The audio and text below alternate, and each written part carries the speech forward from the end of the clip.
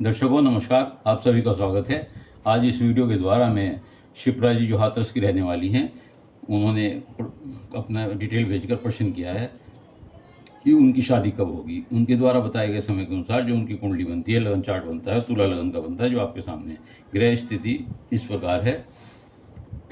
तीसरे भाव में चंद्रमा है, पंचम भाव में सूर्य बुध शनि है, छठे भाव में शुक्र राहु हैं और अष्टम भाव में गुरु हैं, नवम भाव में मंगल हैं और 12वें भाव में केतु हैं। ये इनकी ग्रह की स्थिति है। देखिए, आपका जन्म तुला लगन में हुआ है तथा उत्तरा आषाढ़ा नक्षत्र के प्रथम चरण में हुआ है। जन्म राशि धनु है आपकी। वर्तमान में आपको सूर्य की महादशा चल रही है जो 2/3/2030 तक चलेगी।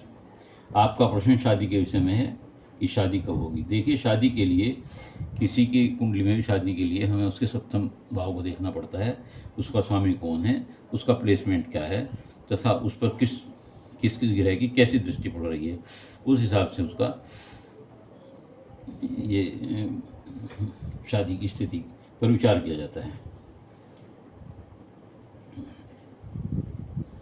आपकी कुंडली में सप्तम भाव का स्वामी मंगल है जो द्वितीय भाव कुटुंब भाव का स्वामी होकर और सप्तम भाव का स्वामी होकर भाग्य स्थान में बैठा हुआ है।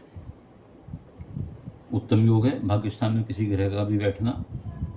लेकिन पंचम भाव में बैठे शनि की क्रूर दृष्टि सप्तम भाव पर आपके पति भाव पर पड़ रही है, जो शादी में विलंब करता है, परेशानी करता है, ऐसा देखने में आया है।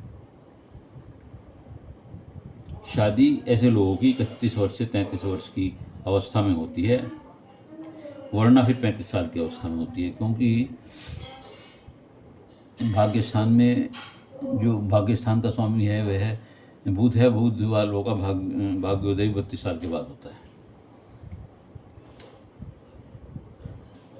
शनि का उपाय करें जिससे आपकी शादी निर्विघ्न हो और ठीक प्रकार से लड़की हो। उपाय के लिए आप क्या करेंगे कि शनिवार के दिन पीपल के पेड़ पर तेल का दीपक सूर्यास्त होने के बाद जलाएं और ईश्वर शनिदेव से प्रार्थना करें कि जो हमारे प्राप्त के पाप हैं वो उनसे हमें मुक्ति दें, हमारी गलतियों को क्षमा करें। आपका लग्न शुक्र उच्च का होकर के छठे भाव में बैठा हुआ है, तो और पति घर का स्वामी भाग्य स्थान में मंगल बैठा हुआ है, जिससे स्पष्ट संकेत मिलते हैं कि आपके पति पराक्रमी होंगे और अच्छे होंगे।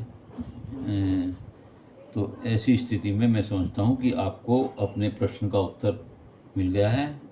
यदि आपको वीडियो अच्छा लगा हो तो इसे लाइक करिएगा, शेयर करिएगा, कमेंट्स बॉक्स में जाकर अपने विचार लिखिएगा।